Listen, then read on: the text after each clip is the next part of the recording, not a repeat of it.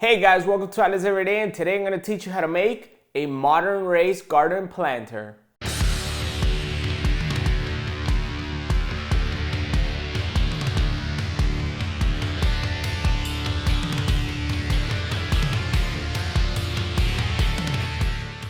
So guys, the first thing that we're going to do is start measuring things out. Now you can build this whatever size you would like. For me, in this instance, I built it about 3 feet wide, and it's going to end up being about 8.5, almost 9 inches in depth.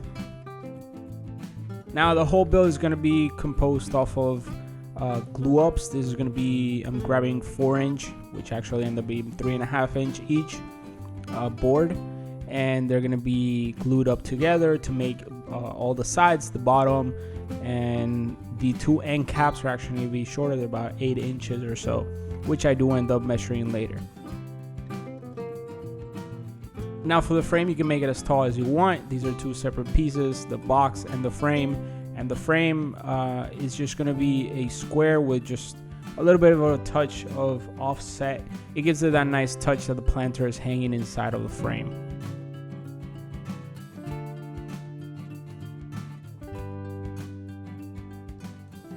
For the height of the planter, I actually made it 3 feet long as well. And since it's going to be offset just a little bit, about 4 inches or so, it ends up being at a nice height. As when you see the finished product, you can either decide to add a bottom shelf or not. In this case, I did not. But if you haven't checked out my previous video, which I'll leave a link on the description and on the card right now, you can see that I built one that has a rack on the bottom. And on that build is more of the looks, more sophisticated. On this build is very simple, modern, and straight to the point.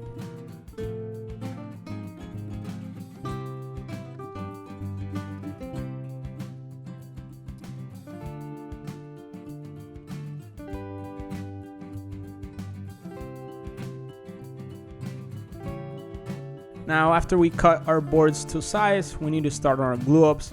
This glue up is going to consist of 3 panels that are going to be long, and they're going to be for the sides and for the front, the back, and the bottom, and then 2 smaller panels which are going to be each side.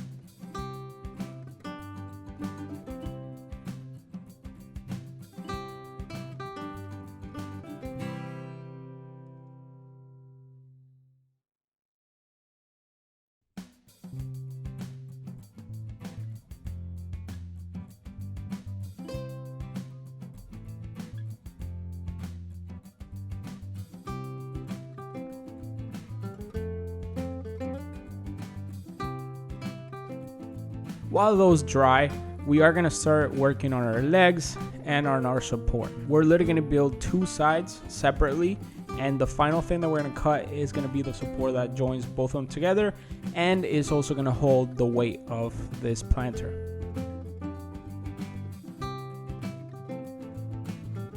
Now I did mill down 2x4s for this process, but you can use boards that are already cut to 2 inches squared.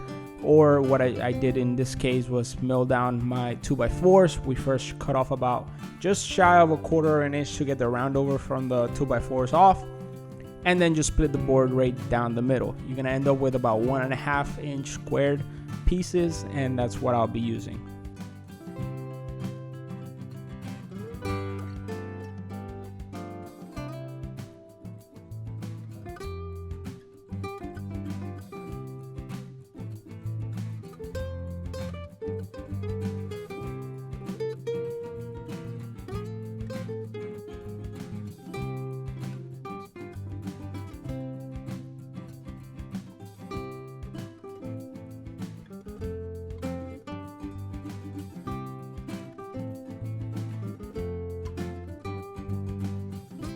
Now to put our supports together, all we're gonna do is drill a pilot hole, countersink, put a little bit of glue on it just to give it more sturdiness, and drive your screw right through it. Do this for all your supports, make 2 stands, and you're good to go.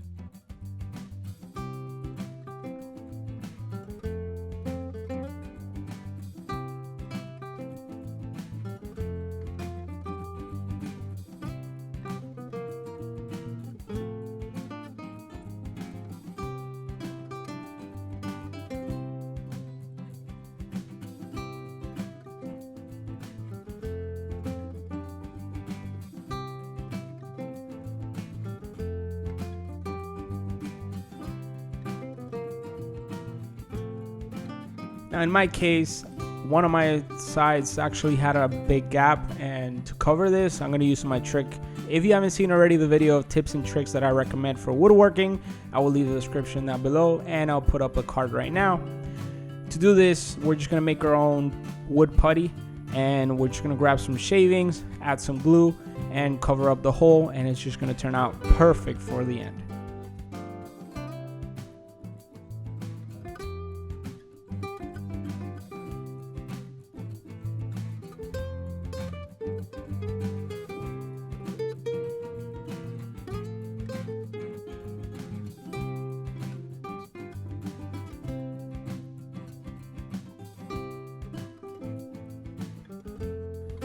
Now that our boards have completely dried, all we're gonna do is separate them and just scrape off whatever excess glue there is, or in my case, just some contact paper.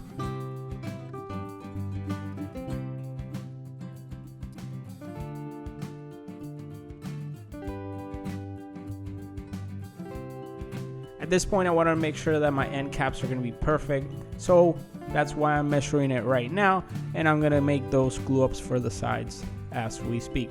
They actually ended up being 8.5 inches. They weren't perfect. I knew this was going to happen since my boards are not perfect as well, and at the end I make the right cut so it's just nice and even, very flush on the ends.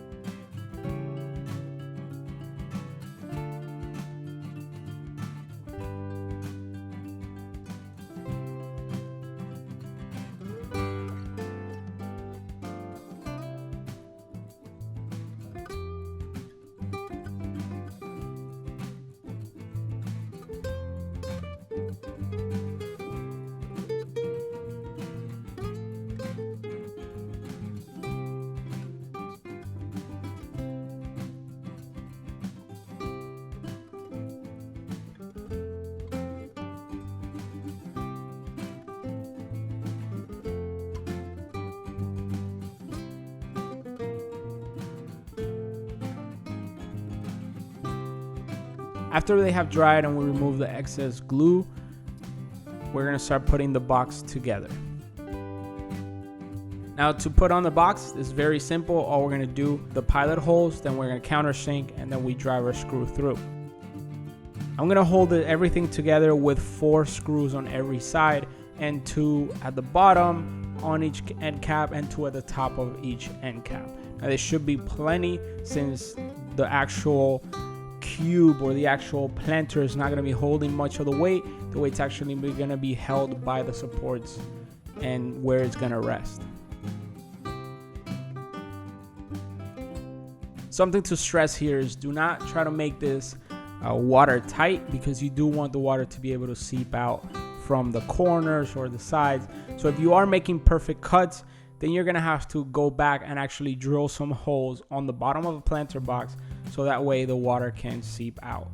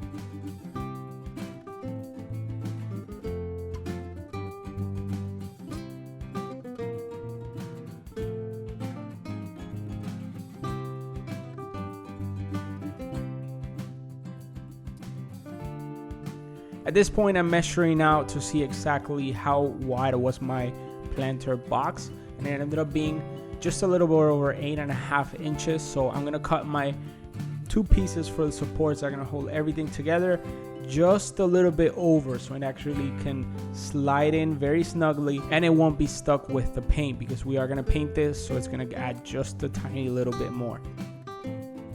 Remember, you don't want this too tight, because then it might not fit and then you're gonna have to do everything again, and you don't want it too loose, because then the planter boxes are gonna be shaking all around.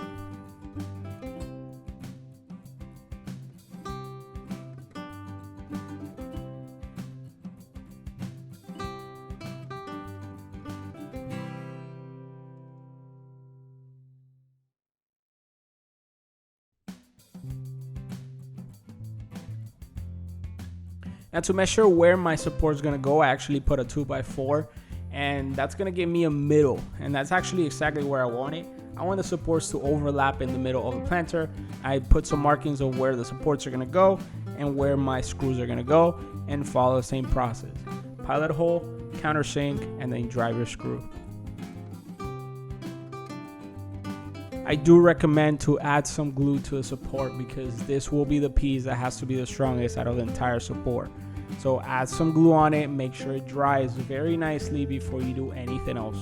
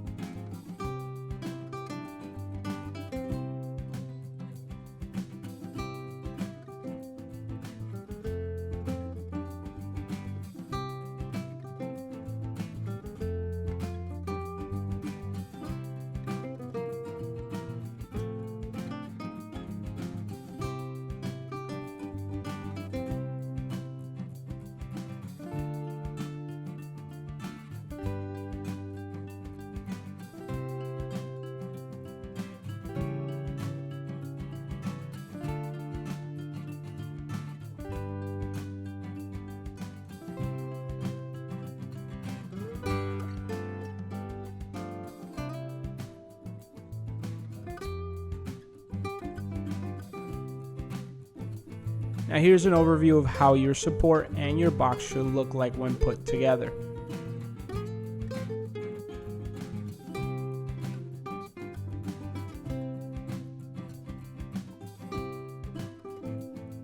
Now give everything some sanding and some love, and then we're ready for paint.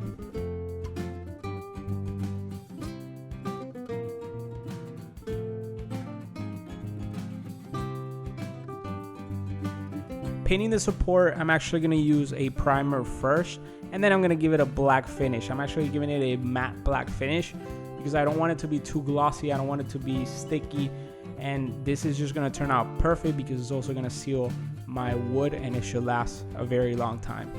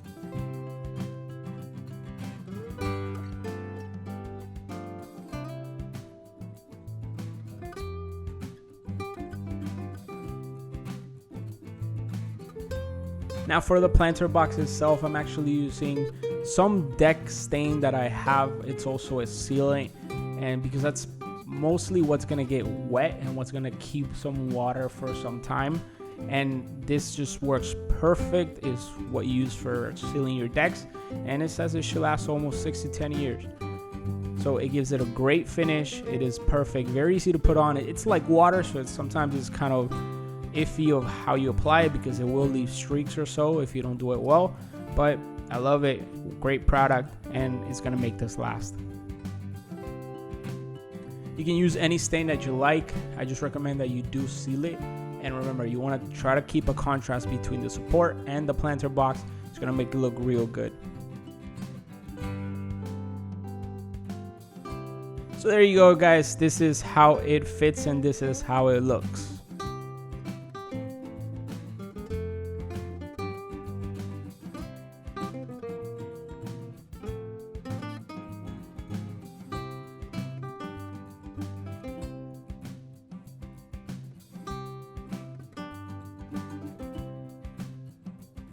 So there you go, guys. I hope you enjoyed this build. It was awesome. It looks pretty cool. I'm actually making this one for my wife. I am putting some surprise flowers in there. It will be going up in our garden. I think it turned out pretty awesome. It's very modern, it's very stylish. It's very easy to make as well. It's simple, it's straight to the point. And I hope you enjoyed this build. And if you did, please give it a thumbs up. Don't forget to share it and leave me in the comments how yours turned out. What did you like about it, or what did you not like about it? Don't forget to subscribe so you don't miss any of the next builds. Thank you again for watching, and I'll see you on the next build.